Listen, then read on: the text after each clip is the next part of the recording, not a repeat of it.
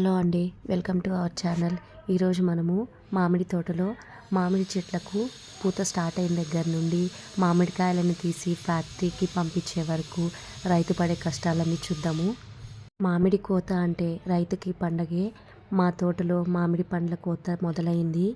ఒక్కో పండు వెనుక ఎన్నో రోజుల శ్రమ. మామిడి పండ్ల పరిమళంతో తోట మొత్తం సందడి సందడిగా ఉంది.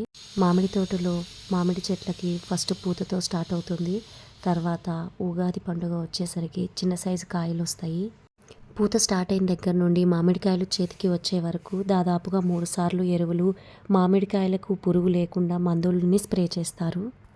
చెట్టెక్కి మామిడికాయలని కోయడమే కాకుండా కర్ర సహాయంతో ఒక్కొక్క కాయని తీస్తారు.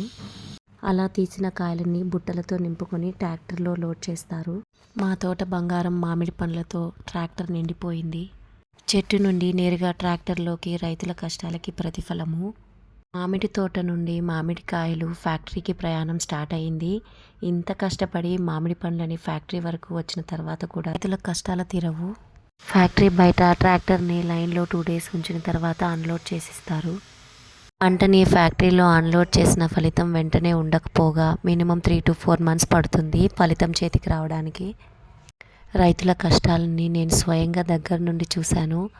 రైతు పడే కష్టాలను చూసిన తర్వాత ఆ కష్టాలు పగవాడికి కూడా రాకూడదు. ఎంత ఎండ అయినా వర్షమైనా ఒక్కసారి ట్రాక్టర్ లోడ్ చేసి ఫ్యాక్టరీ వరకు వెళ్ళిందంటే అన్లోడ్ అయ్యే వరకు వెయిట్ చేయాల్సిందే.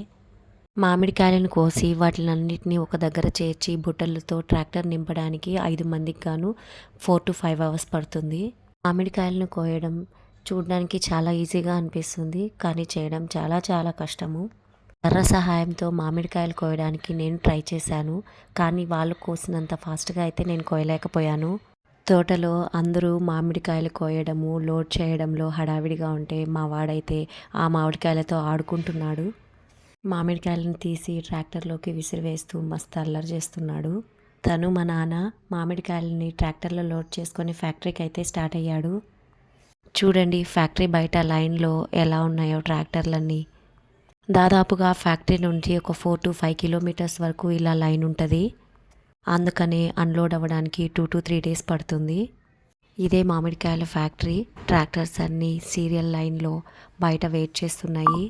మనకి లోపలికి వెళ్ళడానికి పర్మిషన్ అయితే లేదండి, సో అందుకనే బయట నుండి చూపిస్తున్నాను. వీడియోని చూసిన ప్రతి రైతు లైక్ చేసి, షేర్ చేసి, అలాగే సబ్స్క్రైబ్ చేసుకోండి.